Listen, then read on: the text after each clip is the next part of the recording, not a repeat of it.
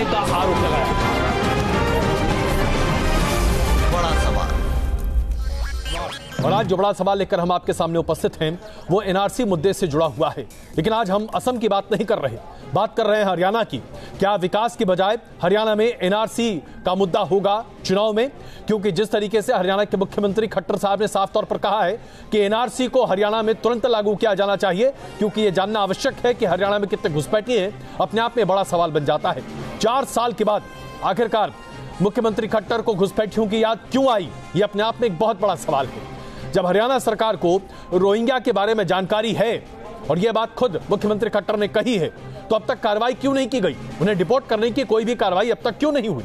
इसके साथ साथ बड़ा सवाल यह उठता है कि क्या एनआरसी के बहाने राष्ट्रवाद की सियासत को हवा देने की कोशिश की जा रही है? और यही सबसे मुख्य बिंदु है, क्या आज एनआरसी के बहाने राष्ट्रवाद की सियासत को हवा देने की कोशिश की जा रही है? आइए इस विषय पर चर्चा शुरू करते हैं। हमारे साथ विनोद बंसल जी वीएचपी से, मौलाना अतर हसन दहलवी जी मौजूद हैं, अमीक जमई जी समाजवादी पार्टी से, आचार्य विक्रमादित्य जी, वसीम गाजी जी, और इसके साथ साथ कुछ ही देर में भारतीय जनता पार्टी से गोपाल अग्रवाल जी जुड़ेंगे। आप सबका स्वागत है। अमीक जमई जी, आज मैं आपसे सबसे पहला सवाल पूछ रहा हूं, क्या एनआरसी के मुद्दे पर अब पूरे देश में राष्ट्रवाद की सियासत होगी? क्योंकि हरियाणा में घुसपैठिए हो, हरियाणा में बांग्लादेशी घुसपैठिए हो, यह बात 4.5 साल बाद अब हरियाणा की सरकार को अचानक ज्ञात हो रही है। यह आश्चर्यजनक नहीं लगता आपको?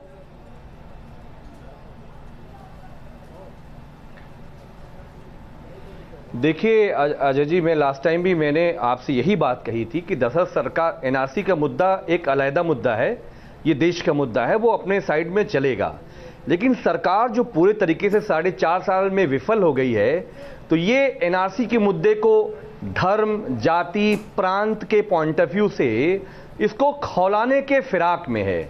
हम समाजवादी लोग इस बात को पूछना चाहते हैं, हमारे प्रधानमंत्री नरेंद्र मोदी जी, शेख हसीना इस साल 2 बार भारत आई जी, वेस्ट बंगाल में दोनों नेताओं का मुलाकात हुआ। आपको हैरत होगी, आपको भी मालूम होगी ये बात कि रोहिंग्या का मुद्दा जो बीजेपी पूरे देश में खौला रही है, प्रधानमंत्री जी में और शेख हसीना में कोई चर्चा ही नहीं हुई है। तो ये सीधे सीधे हमें लगता है कि जहां पर ये मुद्दा है जी, 4.5 साल की जो ये फेल सरकार है, जो रोजगार नहीं दे सकी, जो नौकरी नहीं दे सकी, जो किसानों को एमएसपी का जो वाजिब मूल्य है वो नहीं दे सकी, जो महिलाओं को, हमारे देश में महिलाएं सेफ नहीं है, हमारे देश में एससी पर तो यानी कि आप ये कहना चाह रहे हैं जमई साहब कि कुल मिलाकर तमाम विवादों का एक हल है और वो है राष्ट्रवाद। मैं क्षमा चाहता हूं, आपके बीच में रोक रहा हूं, लेकिन मैं विनोद बंसल जी आपसे समझना चाहता हूं, आज देश में अचानक इस राष्ट्रवाद की बयार को बहाकर क्यों वोटों की राजनीति हो रही है? जी,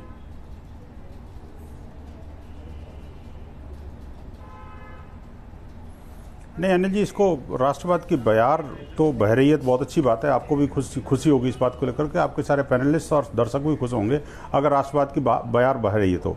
लेकिन बात ये नहीं है, देखिए इसमें राजनीति करने वालों को राजनीति करने दीजिए, वो कराएंगे ही करेंगे, इसमें कोई दौरा नहीं है। लेकिन जो आपने मुद्दा चुना है वो बड़ा गंभीर मुद्दा है अजय जी। जो एनआरसी वाला मुद्दा है, वास्तव में दुनिया के अधिकांश देशों में नेशनल पॉपुलेशन रजिस्टर है। हमारे भारत में किसी दुर्भाग्य के कारण नहीं बन पाया, या हमारी स्थितियां कुछ ऐसी थी जो नहीं बन पाई। लेकिन अब जो पिछले कुछ वर्षों में जिस तरह के थ्रेट हमारे सामने आए हैं, उसको लेकर के सरकार अगर जागी है तो निश्चित रूप से इस बात को पूरे संपूर्ण भारत में इसको लागू करना ही चाहिए। ये देश के हित में भी है, देश के प्रोग्रेस के भी, देश की सुरक्षा के और नागरिकों के अधिकारों के, मानवाधिकारों से जुड़ा हुआ मुद्दा भी है। इसमें एक और बात बताऊंगा आपको, देखिए 2012 में, जब मई 2012 में जो पहला जत्था, एक तरह जब पहला एक समूह रोहिंग्या मुसलमानों का दिल्ली के अंदर पहुंचा था, तो आपको बताऊंगा हम विश्व हिंदू परिषद ने एक पत्र भेजा था, और ये पत्र जो है 14 मई 2012 को लिखा हमने। और ये पत्र president, prime minister, chief justice of India, UN secretary general और बंसल साहब, मैं इस मुद्दे पर राजनीति की बात इसलिए कह रहा हूं क्योंकि आज ये मुद्दा चुनाव के स्तर पर है, तब उठाया जा रहा है। मैं क्षमा चाहता हूं, मैं आपको बीच में रोक रहा हूं, लेकिन ये सवाल मैं आपसे भी पूछ रहा हूं, उसके साथ साथ आचार्य विक्रमादित्य जी से भी पूछना चाहता हूं। मुझे ये बताइए कि आज जब चुनाव सर पर हैं तब जाकर राज्यों के मुख्यमंत्री या अलग नेता इस बारे में बात कर रहे हैं। प्रधानमंत्री नरेंद्र मोदी ने इस बारे में आज तक एक टिप्पणी नहीं की। क्यों नहीं की? इस देश में चुनाव ना हमेशा चलते रहते हैं और कभी ना कभी किसी न किसी प्रांत के, किसी क्षेत्र के हमेशा चुनाव चलते रहेंगे। जब भी कोई इस प्रकार का मुद्दा उठता है उस पर कभी ना उसको डिफ्लेक्ट करने के लिए ऐसी बातें हमेशा उठती रहती हैं। आचार्य जी, मुझे सिर्फ इतना बता दीजिए कि 4.5 साल की केंद्र की सरकार, लगभग 4.25 साल की हरियाणा की सरकार, और अब जाकर अचानक से मूड आता है कि भाई घुसपैठिए हैं। 4.25 साल तक क्या लोग सो रहे थे? देखिए, इससे पहले सुप्रीम कोर्ट ने जब तक ऑर्डर नहीं दिया था तब तक कैसे उस मुद्दे को उठा सकते? सुप्रीम कोर्ट ने एक बात को अवेयर किया, पूरे देश को अवेयर करने का प्रयास किया। इससे पहले तो केवल अनेक राजनीतिक दल इसी बात पे लगे हुए थे कि उनको नाप भेजा जाए। आज से पहले अभी माने प्रशांत भूषण जी ने सुप्रीम कोर्ट के अंदर जाके एफिडेविट फाइल किया, उनको ना भेजे। नीति कब तक करते रहेंगे? केवल कुछ लोग तुष्टिकरण की नीति के लिए इस देश को झोंके जा रहे हैं, उसके देश के संसाधन दिल्ली की बात समझने का प्रयास करें। आचार्य जी, अजय, पहली चीज तो ये कि हम जितने भी लोग बैठे हैं, राष्ट्रीय सुरक्षा हम सबके लिए सबसे अहम मुद्दा है। उसके साथ कोई समझौता नहीं। चुनावों से इसको जोड़ के देखने के बजाय जब आए तब आए उसको आगे बढ़ना चाहिए। मुद्दा क्या है? रोहिंग्या और एनआरसी दोनों अलग अलग मुद्दे हैं। एनआरसी आसाम का मुद्दा जो 1943 अंग्रेजों के जमाने से बना एक्ट है, जिसको आज तक लाया गया। और हम हमेशा से एक बात कहते हैं कि भारत में रह रहे हर अवैध व्यक्ति, आखिरी अवैध व्यक्ति को भी भारत से जाना पड़ेगा, इसमें कोई शक नहीं है जी। आपको मालूम है कि जब एनआरसी की डिमांड उठी तो सबसे पहले भारत के 2 मुख्यमंत्री थे जिन्होंने एनआरसी का विरोध किया पूरे भारत में। एक थे त्रिपुरा के मुख्यमंत्री जो यकीनी तौर से बांग्लादेश के रहने वाले, एक सच्चाई की बात है। और दूसरी बात क्या, विक्रमादित्य बड़े लिखे व्यक्ति जानते होंगे, एनआरसी, अजय, सिर्फ आपके ये हमारे दर्शकों को भी मालूम हो, एनआरसी खाली भारतीय नागरिकता को प्रमाणित नहीं करेगा बल्कि आप किस मूल राज्य से हैं इसको भी प्रमाणित करेगा। बिल्कुल। तो जब हरियाणा में ये बात आई तो खट्टर साहब ने मना कर दिया था। वजह क्या थी? खट्टर साहब जानते हैं कि हरियाणा और पंजाब का विभाजन भाषा को लेकर हुआ था और आज जो मुख्यमंत्री वो पंजाबी भाषी मुख्यमंत्री हैं, इसलिए उनको लगा था कि जब ये मालूम होगा किस राज्य के कितने लोग हैं ये मुद्दा बन जाएगा।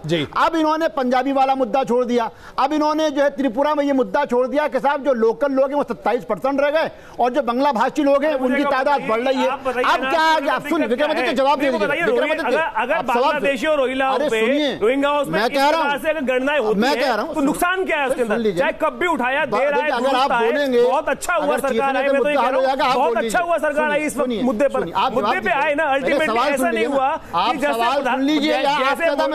जैसे मुझे बताइए मनमोहन सिंह ने तो ऐसा वक्तव्य देने का प्रयास किया था पूरे भारत के अंदर एनआरसी होना चाहिए, कभी उसके बाद भी सबसे पहला हक जो है आप लोगों ने कभी प्रयास ही नहीं किया। जब मुझे बताइए इसमें दिक्कत क्या है? आप सबसे पहले तो सहर्ष स्वीकार करिए कि बहुत बढ़िया काम है, दुरुस्त हो रहा है, काम कम से कम हो तो रहा है। आज से कम से कम गाजी साहब इस बात को स्वीकार कर लेना चाहिए। चलिए प्लीज साहब कंप्लीट कर लीजिए।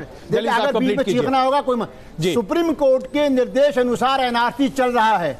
अगर सर्वोच्च न्यायालय कहता है कि इसका दायरा बढ़ाना चाहिए, मैं हूं, गाजी साहब हूं, आप हो, सबको समर्थन करना चाहिए। मुद्दा यह है रोहिंग्याज हो या मधेसी हूं या तमिल हूं या तिब्बती हूं, भारत में रहने वाले हर चाहिए तो सही, लेकिन करते नहीं है भाई साहब। बड़े अच्छे से होना चाहिए तो कौन मना कर रहा है? अरे सर्वोच्च न्यायालय जाइए ना, बढ़िया अच्छा बयान को दे रहा है। अटॉर्नी जनरल सुप्रीम कोर्ट चला गया, किसने मना करा है? साहब को आप बीच में लाओ। एक मिनट आचार्य जी और अब्दाली साहब। गाजी साहब, आज जिस तरीके से एनआरसी के मुद्दे को बढ़ाने की कोशिश की जा रही है, इस बात को हमें स्पष्टता से ध्यान देना चाहिए। एनआरसी सिर्फ और सिर्फ असम में अभी लागू किया गया है सुप्रीम कोर्ट के निर्देश के आधार पर, और अभी त्रिपुरा को लेकर सुप्रीम कोर्ट ने कहा है कि क्यों ना एनआरसी वहां भी लागू किया जाए। यह मामला अभी तक सिर्फ असम और उसके बाद त्रिपुरा तक है, लेकिन यह राजनीतिक मांग है। एक मुख्यमंत्री की यह मांग करना कि एनआरसी मेरे राज्य में किया जाए, यह एक राजनीतिक मांग है, कोर्ट के द्वारा नहीं है। गाजी साहब, हरियाणा में कैसे लागू किया जाना चाहिए? देखिए, इत्तेफाक की बात यह है कि कल हम लोगों ने एक मीटिंग बुलाई थी रोहिंग्या के ऊपर जी, और मेरी उसमें यह राय थी और जो मेरे और भी साथी थे कि तमाम रोहिंग्यों को या तो हिंदुस्तान से वापस जाना चाहिए या इनको गवर्नमेंट ऑफ इंडिया कोई पास इशू करना चाहिए किसी एक ख़ास पीरियड के लिए कि ये इंडिया में एज ए रिफ्यूजी रह सकते हैं।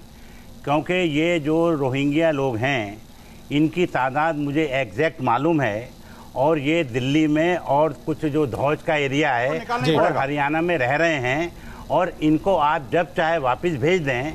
लेकिन ये ऐसा नहीं है कि हिंदुस्तान में ये जो रिफ्यूजी होते हैं, ये जो पॉलिटिकल पनाहगुजी होते हैं, ये कनाडा में भी हैं, ये इंग्लैंड में भी हैं, ये अमेरिका में भी हैं। रिफ्यूजी अलग चीज है, घुसपैठी अलग चीज है। नहीं, मैं तो खुद ही आपकी तारीफ कर रहा हूँ। तो यही कह रहा हूं वाली बात मैं आप ही की तारीफ ये कर रहा हूँ कि या तो इनको हमारी government of India, Narendra Modi साहब, नहीं ये घुसपैठी, आप घुसपैठियों को रिफ्यूजी बना रहे हैं। मैं कहता हूँ या तो आपकी हुकूमत जो है, जो आपकी जो सेंट्रल गवर्नमेंट है, इसके बारे में एक तो अपनी पॉलिसी बताए कि इनके बारे में रोहिंग्या लोग या जो बांग्लादेश के लोग आ गए हैं, इनके बारे में सरकार की पॉलिसी क्या है।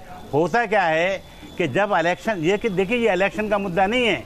अगर कोई बाहर के घुसपैठिए या लोग आते हैं तो इसमें हक तो मेरा भी माना जाएगा, बिल्कुल। आप बंसल साहब का भी हक माना जाएगा, और इसमें सबसे ज्यादा वसीम गाजी का भी हक माना जाएगा। तो हम तो पहले से ही गवर्नमेंट से 10 साल से ये मुतालबा कर रहे हैं कि जो बच्चा हिंदुस्तान में पैदा होता है, अगर उसका बर्थ सर्टिफिकेट कंप्यूटराइज उसी दिन बनाया जाए तो कम से कम 10 साल के बाद तो ये समस्या का समाधान हो जाएगा। बंसल साहब, दूसरी बात ये थी कि ये आसाम में जो मसला था एनआरसी, जी मैं आ रहा हूँ, इसकी एक सेकंड बंसल साहब इसका जवाब दे दीजिए। हमारे 25 पैदा होंगे तो कैसे सर्टिफिकेट बनेगा? बांग्लादेश के जो लोग आए हैं, गाजी साहब, आपने महत्वपूर्ण मुद्दा उठाया। बहुत मैं इस बात पे स्पष्टता आपसे चाहता हूँ, इनको आइडेंटिफाई बांग्लादेशी घुसपैठिए, बंसल साहब, ऐसा ना हो कि गाजी साहब एक मिनट, और बांग्लादेशी घुसपैठिए, एक मिनट प्लीज, एक मिनट, बांग्लादेशी घुसपैठिए और रोहिंग्या दो अलग अलग मामले हैं। रोहिंग्या पूरे देश भर में तकरीबन 40,000 हैं। सरकार उनकी शिनाख्त कर सकती है, देश से बाहर भेज सकती है, हमारे पास लिस्ट है। अब ये बताइए कि उसको लेकर अभी तक केंद्र और राज्य सरकारों ने क्या किया है? ये है मुद्दा। बंसल साहब, पैसा दिया सरकार ने, यूनियन को 2.5 करोड़ रुपया दिया। मुद्दा ये है जी। नहीं, देखिए बात यह है कि सारा काम सरकार के ऊपर छोड़ देने से भी काम नहीं चलेगा। जी आपको पता है, हम एक समाज में जीते हैं, देश के लिए काम करते हैं। अगर हम अपने आप को राष्ट्रपति कहते हैं तो निश्चित रूप से हमारी सबकी कलेक्टिव जिम्मेदारी भी है। मेरी बात को पूरी होने दो, मेरी बात को पूरी होने दो, मेरी बात को पूरी होने दो। अरे भैया सुनिए, भाई मैं कहता हूँ, देखिए आप मत करो, मैं कर रहा हूँ इस काम को भाई, मैं कर रहा हूँ इस काम को। क्या बात कर रहे हो? आपका काम है उनको प्रोटेक्ट करना, उनको प्रेजर करना, उनको संरक्षण देना, और मेरा काम है उसको बाहर बढ़ाना। अब देखिए बंसल साहब, अजय जी, जब ये रोहिंग्या पहली बार आए थे भारत के अंदर, तब जामिया मिलिया इस्लामिया यूनिवर्सिटी के वाइस चांसलर नवाब जफर जंग, और जो कि उस समय भारत सरकार के minority committee for minority education जो है उसके सदस्य थे। ये जानते होंगे, नवाब जफर जंग नाम सुना है ना आपने? लेफ्टिनेंट गवर्नर थे, आगे तो बताइए। दिल्ली के लेफ्टिनेंट गवर्नर थे। रोहिंग्या मुसलमानों को भारत के अंदर लाने में, उनको शरण देने में, आपको पूरा मालूम नहीं है, लोगों को आपको पता है उस समय, आपको एलजी का नाम नहीं मालूम? नजीब जंग है उनका नाम, नजीब जंग था, जामिया के वाइस चांसलर थे। पता ही नहीं आपको? आपको नहीं पता? एलजी की बात नहीं हो रही है, सुनते तो नहीं आप? एक मिनट, मैं आ रहा हूँ, लेकिन बंसल साहब की बात वाइस चांसलर जी। अब देखिए अजय जी एक के पीछे दो। ये बताइए बंसल साहब, बताइए, हम सुन रहे हैं आपकी बात। चला गया यार, मुझे समझ नहीं आ रहा है। नहीं बंसल साहब, आप बात तो बताइए, तो इनको भी शांति से सुनना चाहिए। मुद्दे पर आइए ना प्लीज, मुद्दे पर आइए, हम सब सुन। मैं ही कह रहा हूँ, देखिए अजय जी, बड़ी जिम्मेदारी के साथ कह रहा हूँ जी। मैं बात बता रहा हूँ भाई साहब, मैं कह रहा हूँ जामिया मिलिया इस्लामिया के एक्स वाइस चांसलर जी नवाब जफर जंग जी, जो इतने बड़ी हस्ती हैं, और आप बताइए इंडियन गवर्नमेंट ऑफ इंडिया के माइनॉरिटी कमेटी के जो माइनॉरिटी एजुकेशन है जी, अरे नवाब जफर जंग है भैया, नवाब। अच्छा ठीक है, आगे बताइए ना। अरे यार आप क्या बोल रहे हो अजय जी? मैं कह रहा हूँ उन्होंने बात क्या भाई, हमको दीजिए ना समय बोलने का। प्रोटेक्ट किया था, उनको सहायता, नाम पढ़ना नहीं आता है आप लोगों को। अरे नाम को वाइस चांसलर हुआ ना, आप झूठ बोल रहे हो बैठ के। प्रतिवेदन दिया था बाकायदा, कोई वाइस चांसलर नहीं हुआ, दिया जाए। आखिरकार मुझे बताइए ये लोग मिलकर के सारे के सारे बांग्लादेशी घुसपैठियों को अच्छा, एक मेरा सवाल का जवाब दे दीजिए टीवी पे। सारे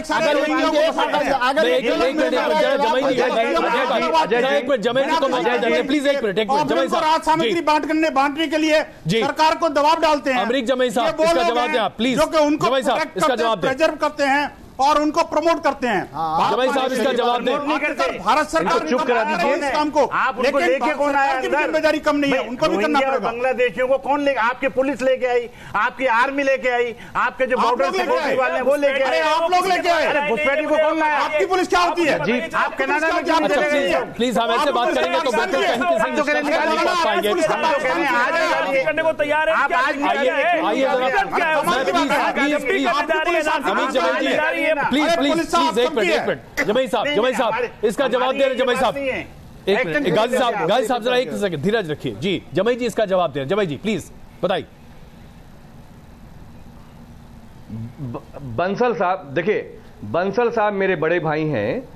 वीएचपी का बीजेपी ने जिस तरह से इस्तेमाल करके किनारे फेंक दिया, मैं पूछना चाहता हूं बंसल साहब, जब आप गए थे रोने के लिए नरेंद्र मोदी जी से मिलने के लिए रोहिंग्या मामले में आपने कितनी बार बात किया, और जब शेख हसीना आई इस साल 2 बार वो आई हैं, 2 बार आई हैं, लेकिन प्रधानमंत्री नरेंद्र मोदी जी ने रोहिंग्या का एनआरसी का कोई चर्चा नहीं किया। और कैसे हिम्मत हो गई बांग्लादेश की, बांग्लादेश के विदेश मंत्री ने आज बोला है, विषय पर आइए, आज बोला विदेश मंत्री ने, शुरू कर दीजिए। उनकी हिम्मत देखिए, बोला एनआरसी भारत का और ये मुद्दा है। ये कोई हमें पार्ट बंद कर दो अपना दफ्तर। अगर आपकी बात आचार्य जी आप भी बार बार कह रहे हैं कि देर आए दुरुस्त आए, बीजेपी वालों, लेकिन मैं आपसे सिर्फ इतना जानना चाहता हूं, जरा हमें समझा दीजिए कि तमाम उत्तर भारतीय राज्यों में एनआरसी की आवश्यकता क्यों पड़ रही है? क्या हम आज अपनी ही जनता पर भरोसा नहीं करना चाहते? क्या हम ऐसा मानते हैं कि हमारे देश में इतने बड़े पैमाने पर लोग घुस के आ गए हैं जो हमारे पूरे सीमाओं से घुसकर देश की मुख्य धारा में पहुंच गए, राजधानी में पहुंच गए? और अगर पहुंच गए तो इससे निंदनीय बात क्या हो सकती है? 4.5 साल से मोदी सरकार है, किसी को कानो कान खबर नहीं है। देखिए कोई 4.5 साल में तो घुस के नहीं आए, बिल्कुल इस बात को हमें समझना चाहिए। बांग्लादेशी हिंदुस्तान के अंदर इंदिरा गांधी के टाइम पर आए और इंदिरा गांधी ने स्पेसिफिकली लोकेट किया कि उस टाइम पर करीब 40 से 80 लाख बांग्लादेशी उस वक्त, अरे आप फैक्ट पढ़िए, इंदिरा गांधी कमेंट है, के बाद भारत विभाजन हुआ है 1971 से पाकिस्तान के 2 टुकड़े उस वक्त की बात आप लोग गुमराह करते हो बैठ के। कमेंट आया और उन्होंने 700 करोड़ रुपए लोकेट किए कि सुप्रीम कोर्ट की अवहेलना कर रहे हैं। मुझे लग रहा है आप सुप्रीम कोर्ट में बहुतान बांध रहे हैं, सुप्रीम कोर्ट आप सर्वोच्च न्यायालय में कमेंट, इंदिरा गांधी कमेंट किसी भी यूट्यूब चैनल पर जाकर आप पढ़ सकते हैं। आप जो आचार्य जी कह रहे हैं जरा उसका आचार्य जी मैं आपकी बात कर रहा हूं, जो आप कह रहे हैं ना वो इसलिए गलत है क्योंकि 2004 में संसद में गृह मंत्री श्री प्रकाश जायसवाल ने स्पष्ट तौर से कहा था कि हमारे देश में कुल 1 करोड़ 20 लाख बांग्लादेशी घुसपैठी हैं, ठीक है। और उसके बाद किरण रिजिजू साहब ने 2016 में यह बयान दिया कि भारत में 2 करोड़ घुसपैठिए हैं और वो बांग्लादेशी हैं, यानी कि देखिए साहब घुसपैठियों में अजय जी, मैं संसद की बात आपके सामने रख रहा हूं साहब, मैं संसद की बात आपके सामने रख रहा हूं, यानी कि 2004 से लेकर 2016 के बीच में तकरीबन 80 लाख बांग्लादेशी घुसपैठिए हिंदुस्तान में घुसे। अब ये यूपीए सरकार के समय में हुआ और ये एनडीए सरकार के समय में हुआ, जरा बताइए आप। स्वीकार करना चाहिए कि इंदिरा गांधी ने उस वक्त 700 करोड़ रुपए इन बांग्लादेशियों के लिए अलग से इकट्ठे किए और उस वक्त अगर आपको पता हो, मैंने जहां तक सुना है लोगों से, लोगों के ऊपर एक स्कूल टीचर्स के ऊपर तक सेस लगाया गया था कि ये बांग्लादेशी जो लोग हिंदुस्तान के अंदर आ रहे हैं, अत्यंत गलत बात है, बात कीजिएगा, पूरे तरीके से गलत बात है। ये व्हाट्सएप मैसेज मत चलाइए आचार्य जी, यहाँ पर मैं क्षमा चाहता हूँ, इस तरह का दुष्प्रचार आप न्यूज नेशन पर नहीं कर पाएंगे। जो भी बात आप कह रहे हैं सरासर गलत है, सरासर झूठ है, ये पूरे तरीके से झूठ है। मैं क्षमा चाहता हूँ आचार्य जी, आपको ये कहने का कोई हक नहीं है, आप झूठ मत फैलाइए, प्लीज झूठ है ये, प्लीज झूठ है ये, सरासर आप इस बात को वापस लीजिए। न्यूज नेशन पर इस तरह की बातें आप नहीं कह सकते, प्लीज आप इस तरह का दुष्प्रचार नहीं कर सकते, मैं आपको ये मौका नहीं दे सकता। मैं यहाँ पर एक छोटा ब्रेक ले रहा हूँ, बने रहिए हमारे साथ। आचार्य जी ने अभी तक जो भी बातें कही हैं इस पूरे मामले पर सेस और तमाम तरह की बातें ये झूठी हैं।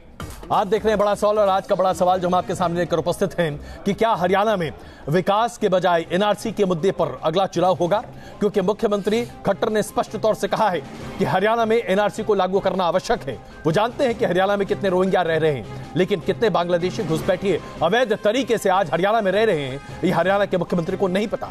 सवाल यह उठता है कि तकरीबन 5 साल 4.5 साल के आसपास सरकार चलाने के बाद आज हरियाणा के मुख्यमंत्री को यह ज्ञान कैसे और कहां से आ रहा है? क्या यह सिर्फ राजनीति है? क्या आज सिर्फ राजनीति हो रही है? क्या राष्ट्रीयता को भी राजनीति के अखाड़े में भुनाया जा रहा है? यह है आज का सवाल। गोपाल अग्रवाल जी भारतीय जनता पार्टी से कुछ ही दिनों में हमें साथ जुड़ेंगे। विनोद बंसल जी वीएचपी से हमारे साथ हैं। मौलाना अतर हसन दहलवी, अमित जमे जी समाजवादी पार्टी से, आचार्य विक्रमादित्य जी और वसीम गाजी जी हमारे साथ जुड़े हुए हैं। मैं एक बार फिर बंसल साहब आपके पास आ रहा हूं इस मुख्य मुद्दे के साथ। जी जरा 10 सेकंड देना मेरे को। जी बिल्कुल, मैं इसीलिए आपके पास सबसे पहले आ रहा हूं। मैं सिर्फ ये जानना चाहता हूं कि अचानक इस बारे में जो भी ज्ञान अवगत हो रहा है, ये ज्ञान बीजेपी के अध्यक्ष के द्वारा घुसपैठियों पर बड़े बड़े बयान के बाद है। इसके पहले तक हरियाणा के मुख्यमंत्री इस तरह की बातें नहीं करते थे। तो क्या आपको लगता है कि आज इस तरह के मुद्दे उठाकर संवेदनाओं को भड़काने की कोशिश की जा रही है? क्या यह राजनीतिक तौर पर सही है? इसकी नैतिकता पर आपको क्या सवाल नहीं लगते बंसल साहब?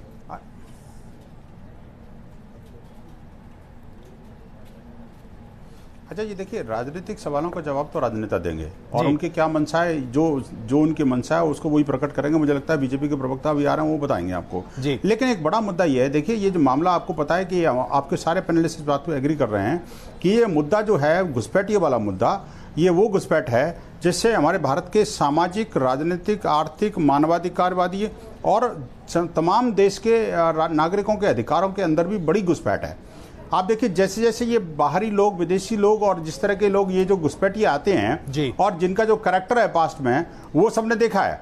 उसके हिसाब से देखा है कि कितने तरह के क्राइम इस देश के अंदर बढ़े हैं, कितने तरह की समस्याएं देश के अंदर बढ़ी हैं और किस प्रकार के राजनीतिक और ये जो सांप्रदायिक वैमनस्य इन्होंने क्रिएट किया है। आप देखिए ऐसी सब परिस्थितियों स्थितियों में मुझे लगता है किसी भी पैनलिस्ट को इस बात के लिए स्वीकार करना पड़ेगा कि देखिए ये देश के लिए संकट है, इसका समाधान एक ही है कि इनको सीमा के पार खदेड़ा जाए। चलिए, तो मैं अमित जबई से रास्ता होगा जवाब ले लेता हूं। अमित जबई साहब, राज्य सत्ता का काम है निश्चित रूप से इसको दोहरानी है। सहमत लेकिन कि जो भी घुसपैठिया है, लेकिन हम सभी पैनलिस्ट का भी कर्तव्य है समाजवादी पार्टी ऐसा उनको नोटिफाई करके, उनको देख करके और सरकार के मशीनरी को सौंपें। अरे ये लोग बोलने नहीं देते अजय भाई जी, बताइए। दो बातें मैं कहना चाहता हूं जी। एनआरसी जो मामला है वो देश का मामला है, सुप्रीम कोर्ट का मामला है। एनआरसी अपना काम करे, लेकिन जब एनआरसी दिसंबर में फाइनल ड्राफ्ट देगी उसके बाद एक दूसरा काम आएगा कि जो लोग जिनका आप नागरिकता खत्म कर दोगे वो कहां जाएंगे। मैंने आपसे दोबारा कहा, वीएसपी जिनके चरणों में जाके बैठती है, वीएसपी जिनसे प्रेम करती है, हमारे देश के प्रधानमंत्री नरेंद्र मोदी जी, जब शेख हसीना आई तो रेड कारपेट बिछा के प्रधानमंत्री जी उनका वेलकम कर रहे थे। हम पूछ रहे हैं कि शेख हसीना के लिए समर्पित करने क्यों नहीं हमारे प्रधानमंत्री ने बात की? आप इस बात की चिंता क्यों कर रहे हो? आपके लिए आपको प्रधानमंत्री जी ने शेख हसीना से क्यों नहीं बात की? अपना दूध क्यों बढ़ रहा है मुझे बताइए। आखिरकार बांग्लादेशी घुसपैठियों के प्रति अरे ये बीएसपी वाले अपने जनरल सेक्रेटरी में डाल देंगे, उसको समुद्र में डाल दो, लेकिन भारत की धरती पर नहीं रहने देंगे। ये तो ऐसे लोग हैं।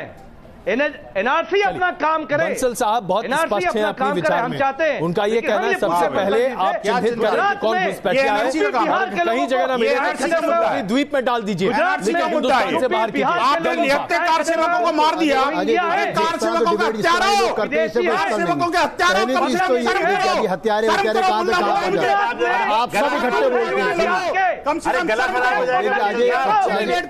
बंसल साहब प्लीज एक प्लीज एक दलवी साहब यहाँ बात कर रहे हैं बार बार कि भाई जो लोग भी अवैध किस्म से भारत में रह रहे हैं उनको जाना चाहिए। इस पे कोई विरोधाभास नहीं है। सर्वोच्च न्यायालय इस काम को कर रहा है। सर्वोच्च न्यायालय ने कहा कि आसाम में आखिरी व्यक्ति जो भी है जो अवैध रूप से भारत में रह रहा है उसको भेजना है। अब मैं बंसल साहब से एक सवाल करना चाहता हूँ।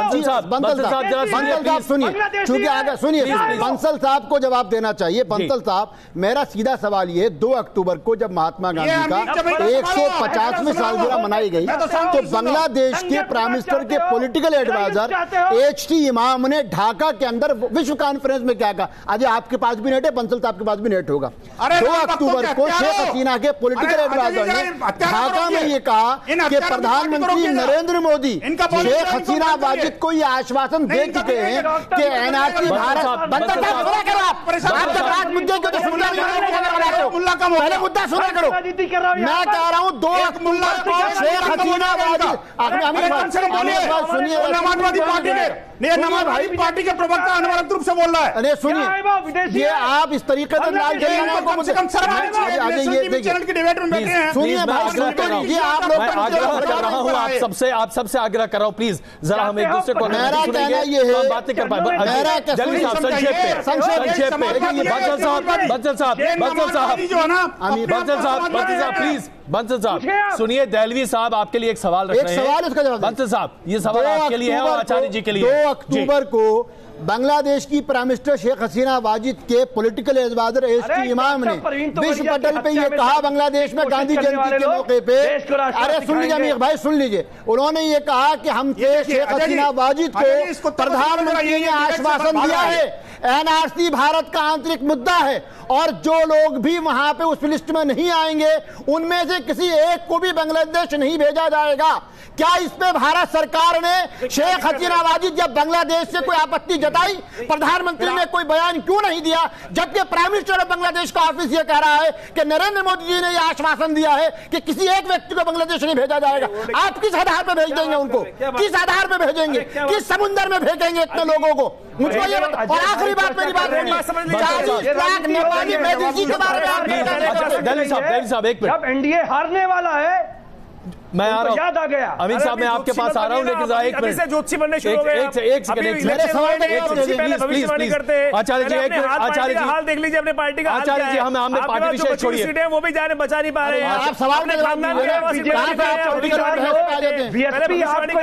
फेंक दिया गया है, अपने गठबंधन लोग नेता बन गए, नहीं पाए, अंतर्राष्ट्रीय कर रहे हो, ये देश के लोगों को गुमराह करते हैं। अच्छा ये सरकार किसकी बनेगी और किसकी नहीं बनेगी ये तो जनता तय करेगी। मैं आपको से क्षमा चाहता हूँ अमित साहब और आचार्य जी, आप जरा रुकिए प्लीज, बहस भटक रही है, बहस भटक रही है आचार्य जी, आचार्य जी, आचार्य जी, आचार्य जी, एक मिनट आचार्य जी, आचार्य जी, मैं यहाँ समाजवादी पार्टी के ऊपर बहस करने के लिए नहीं बैठा हूँ, मैं बहुत आपत्ति के साथ ये कह रहा हूँ, कृपा करके मुद्दे पर ही रहे। आइए बंसल साहब, आपसे एक सीधा सवाल दहलवी साहब ने पूछा, पहले बंसल साहब जवाब दें फिर आचार्य जी जवाब दें। बंसल साहब सवाल सीधा ये पूछा गया है आपसे कि बांग्लादेश के प्रधानमंत्री कार्यालय से ये बात स्पष्ट कही गई है कि प्रधानमंत्री नरेंद्र मोदी जी ने यह आश्वासन दिया है कि अगर किसी भी व्यक्ति का नाम एनआरसी की लिस्ट में न हो तो उसे जबरन बांग्लादेश नहीं भेजा जाएगा। दहलवी जी ये कह रहे हैं कि मोदी जी ने इसका विरोध क्यों नहीं किया, इसका जवाब देना आप पसंद करेंगे बंसल साहब? ये आपने क्यों नहीं बोला विरोध किया सरकार का? बोलने अच्छा जी, देखिए सबसे बड़ी बात तो ये है कि इस बात का चलो पहले इनको बोलने दो।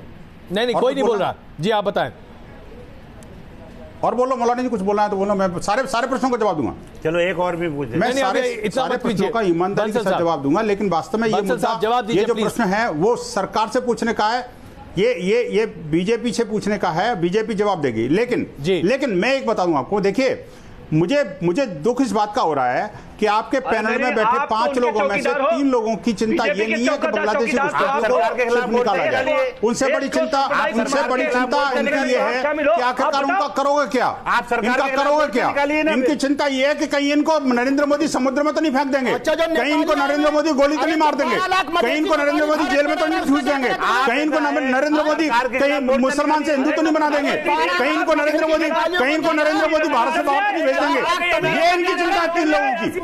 मजे की बात ये है अजय जी, इनको ये कहना चाहिए कि चाहे इनको गोली मार दो, चाहे इनको समुद्र में फेंक दो, लेकिन भारत के अंदर एक घुसपैठी नहीं रहेगा। ये चिंता इनको होनी चाहिए अगर ये सच्चे राष्ट्रभक्त हैं तो। ये जो है ये देश के साथ खिलवाड़ करते हैं, जिस देश की खाते हैं उसी की थाली में छेद करते हैं। अभी बंसल साहब एक मिनट शांति चाहता हूं, प्लीज एक मिनट बंसल साहब, एक मिनट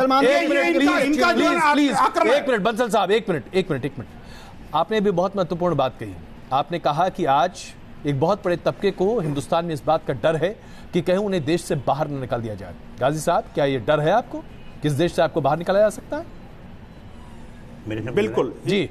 देखिए ऐसा है, यहाँ भी देखिए बंसल साहब, देखिए आप ऐसा है 5 में से 3 पैनलिस्ट यही कह रहे हैं। आप मेरी बात सुनिए, ईमानदारी नहीं निकला, लेकिन आप बात सुन लीजिए। देखिए ऐसा है हिंदुस्तान का हर सच्चा हिंदुस्तानी इस चीज से मुत्तफिक है कि कोई भी अगर आदमी इलीगल हमारे मुल्क में आया है उसको फौरन निकालना चाहिए। नहीं पहले आप ये बताइए क्या आपको डर है? मुझे आपको डर है?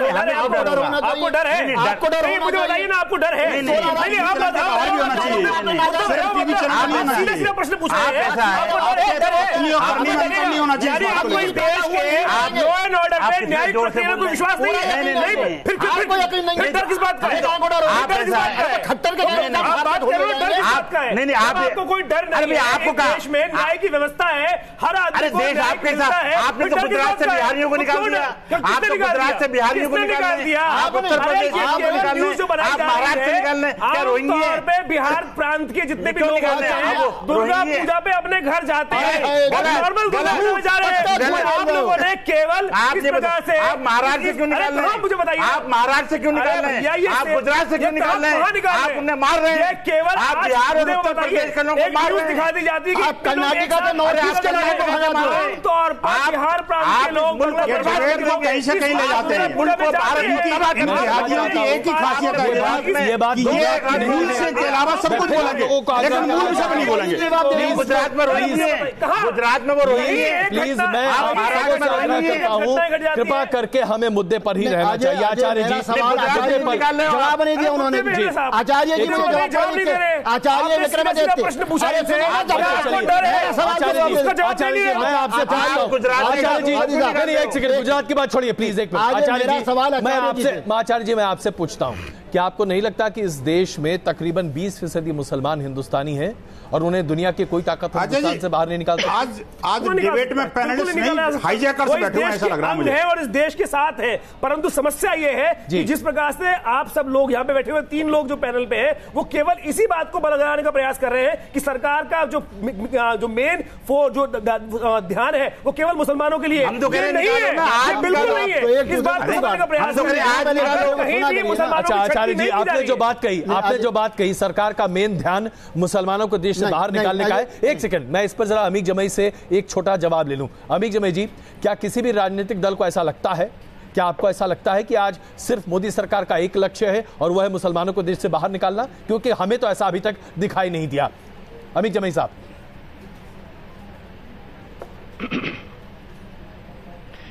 देखिए, मेरा ये मानना है कि एनआरसी या घुसपैठिए, ये जो भी सवाल है, ये धर्म, जाति, संप्रदाय के सवाल नहीं है जी। लेकिन जो ये आरएसएस के छर्रे संगठन हैं, ये हमेशा इसको क्योंकि इनको मजा मिलता है, सही कह रहे हैं, पोलराइजेशन होता है। आरएसएस का बीजेपी का जो गुनाह है 4.5 साल में जो किया है, वो गुनाह जिहादी आतंकवादी अंदर 4.5 साल सब कुछ बोलेंगे, लेकिन मूल जो होगा आपके प्रश्न का जवाब नहीं देंगे ना अजय जी।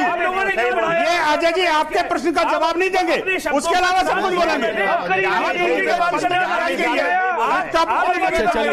चलिए मैं एक बार फिर आग्रह कर रहा हूं, ना तो व्यक्तिगत टिप्पणी, मैं एक बार फिर कहना चाहता हूं, ना तो व्यक्तिगत टिप्पणी और ना ही मुद्दे से भटकने की हम कोशिश करें। आरएसएस बीजेपी अमित साहब बहुत सीधा जवाब दीजिए। मैंने आपसे सीधा सवाल पूछा था, सीधा जवाब। क्या आपको लगता है कि मौजूदा सरकार देश के एक बहुत बड़े तबके को देश से बाहर निकालने की कोशिश कर रही है? क्या इस तरीके से कोई बात है? क्या प्यार से जवाब देंगे? जी प्लीज एक मिनट, बंसल साहब एक मिनट प्लीज। आपने गांधी जी के साथ क्या किया था? अच्छा प्लीज, क्या रोहिंगी थे? किसको गांधी का कर दिया? आपने गांधी जी के साथ क्या किया? गांधी जी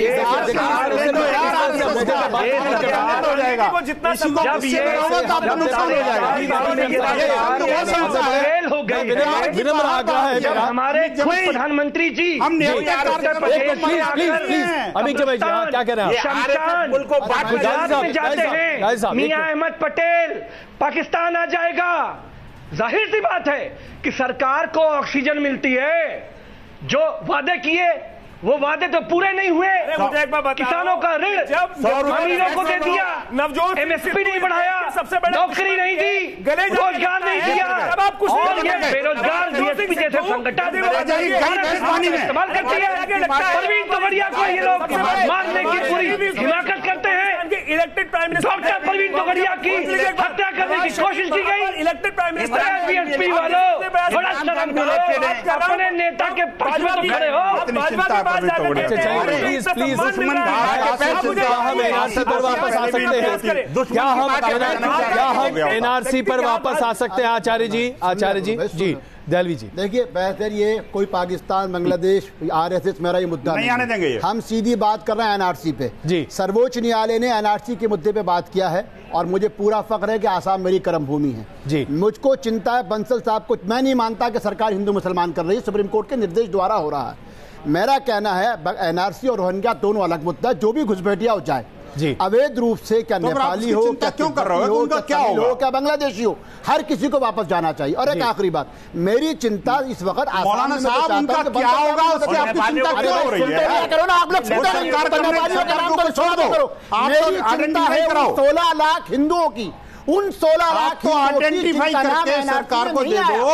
उन बांग्लादेशी नहीं है, उनका क्या होगा? जिनकी चिंता चाहे वो समुद्र में फेंके या बांग्लादेश में फेंके या म्यांमार में जाए या पाकिस्तान में जाए या उसको गोली मारे, उससे आपको क्या चिंता भाई? उन 16 लाख का नहीं है, देश का नहीं है, देश में नहीं रहना, आसाम में एनआरसी के अंदर बाहर निकलो। आपको हिंदुओं की बात नहीं करेंगे। अरे भाई सुना कर, आप तो बड़ा सवाल नहीं है, आप हिंदुओं को बरकरार रहे हो, आप हिंदुओं को बरकरार दो। बताइए, सुनते सुप्रीम कोर्ट के ऑर्डर के हिसाब से काम हो रहा है कि मौलाना आप उनके लिए आंसू क्यों बहा रहे हो यार?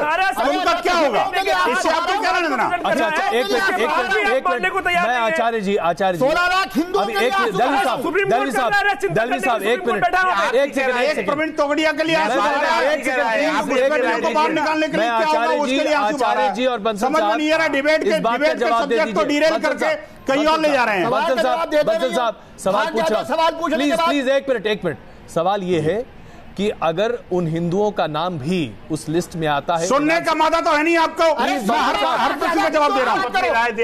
उन 16 लाख हिंदुओं की बात करो जिनका नाम बांग्लादेश की लिस्ट में आ गया है। झूठ बोलते हो, कहां दिखाया? मुझे दिखाइए ना। आप केवल इस चैनल पे बैठकर ऐसे तथ्यों को प्रेजेंट करने का प्रयास कर रहे हैं। आप पहले कागज लेके आए, आप कागज लेके आए, आपकी जवाब पे बात नहीं है, कागज लेके आए। इस बात पर स्पष्टता, देखिए प्लीज एक मिनट। अभी तक गवर्नमेंट की ऐसी आचार्य जी आप राजनीतिक तौर पर 16 लाख हिंदुओं का जवाब दो, कोई शक नहीं है। आचार्य जी की राय सर्वे नहीं है ऐसा। आचार्य अच्छा एक मिनट, आचार्य आपसे केवल पहली बार सुन रहा हूँ ये बात। अच्छा आपकी राय क्या है? नेपालियों के बारे में क्या राय? आएगा ही नहीं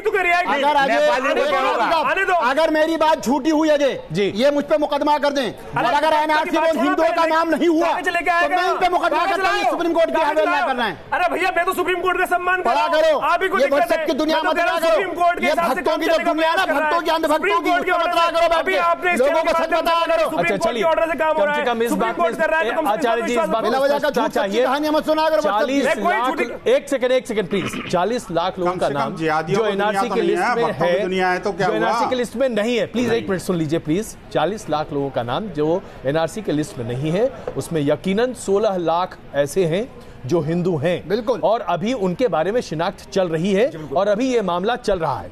जाहिर सी बात है फाइनल रिपोर्ट सामने नहीं आई है, इसलिए इस मामले पर हम अभी टिप्पणी नहीं कर सकते। अभी सरकार ने उनको कहा है कि अपने कागज प्रेजेंट करें, अपना दावा पेश करें। लेकिन सवाल ये उठता है, देखिए सवाल ये उठता है कि आज हरियाणा में एनआरसी का मुद्दा अगर आप लागू करने की कोशिश करते हैं तो किसको पंजाब भेजेंगे, किसको आप उसके बाद वहां से दिल्ली भेजेंगे, किसको आप वहां से राजस्थान भेजेंगे, किस तरीके से चीजों को करेंगे? क्या इस पर कोई स्पष्टता हो सकती है? बताइए आचार्य जी। देखिए अभी जो व्यवस्था है केवल एक सर्वे किया जा रहा है। सर्वे करने का ये कहीं मतलब नहीं है। इस देश में हर व्यक्ति को आजादी है कि जो इस देश में जन्मा है वो कहीं भी इस देश के किसी प्रांत में जाकर रह सकता है। इस बात को समझना आपको चाहिए। ये केवल एक बिल्कुल आसाम में लागू नहीं होता है। केवल जम्मू कश्मीर के लिए एक कंडीशन डाली थी, वो भी चोरी छुपे डालने का प्रयास किया था। ये बीच जो बोए थे केवल जवाहरलाल नेहरू ने जबरदस्ती इस देश को पार्टीशन में बांटने के लिए किया था। केवल आज से गुजरात जा सकता है काम करने। आप चिंता ना करें, दोबारा आएगी यूपी बिहार का नागरिक गुजरात में काम कर सकता है।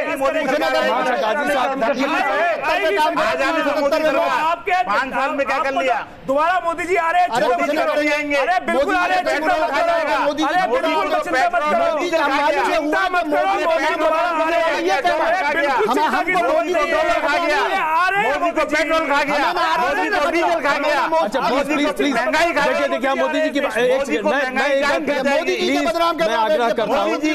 प्लीज आग्रह करता हूं कि हमें कृपा करके व्यक्तिगत टिप्पणियों से बचना चाहिए। सरकार किसकी आएगी और किसकी बनेगी यह जनता का निर्धारण करना होता है। स्टूडियो में बैठकर हम इसका निर्धारण नहीं कर सकते, ये एक चुनावी प्रक्रिया है, इससे चलिए आगे बढ़ने दीजिए। हम अपने मूल सवाल पर एक बार फिर वापस आते हैं। मेरे पास वक्त बहुत कम है, इसलिए मैं बंसल साहब आपसे बस 30 सेकंड का एक जवाब चाहता हूं। आपको लगता है कि हरियाणा में एनआरसी लागू करने से हरियाणा की जनता का भला होगा, हाँ या ना?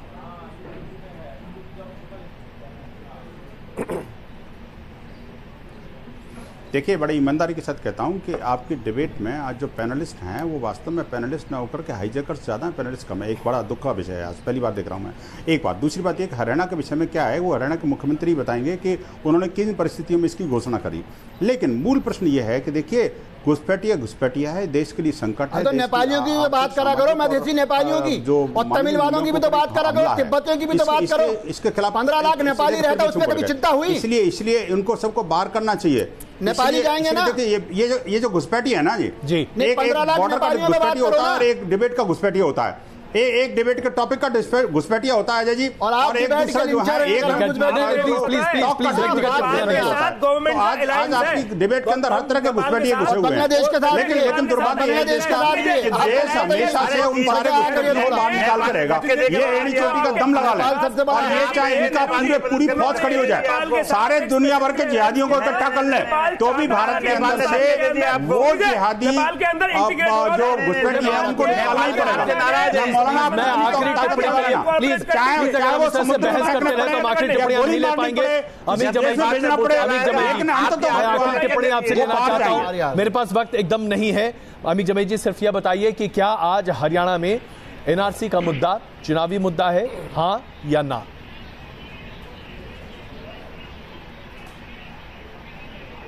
अजय भाई, ये टोटली चुनावी है, और इसलिए भी है कि देखिए असम का जो ड्राफ्ट है वो फाइनल ड्राफ्ट नहीं है, वो दिसंबर में आएगा। तो हमें असम पे भी दिसंबर के बाद चर्चा करना चाहिए। अगर ये खट्टर जी करना चाहते हैं, पहले एमएसपी का दाम बढ़ा दें। अगर वो एनआरसी करना भी चाहते हैं तो 19 निकल जाएगा 2019 में, जिसमें बीजेपी हारने वाली है, प्रधानमंत्री देश के नए बनने वाले हैं, तो वो हम बाद में एनआरसी वगैरह सब देख लेंगे। जितने भी देखा जाए इंतजाम हम कर लेंगे। चुनावी मुद्दा है, लेकिन वो तमाम संगठन जो आज सरकार के साथ हैं उनको लगता है कि नहीं, ये बहुत ही आवश्यक है और ये राष्ट्रीयता को एकजुट करने के लिए बहुत ही जरूरी है। बहुत धन्यवाद आप सबका इस चर्चा में शामिल होने के लिए। पुणे का आरोप लगाया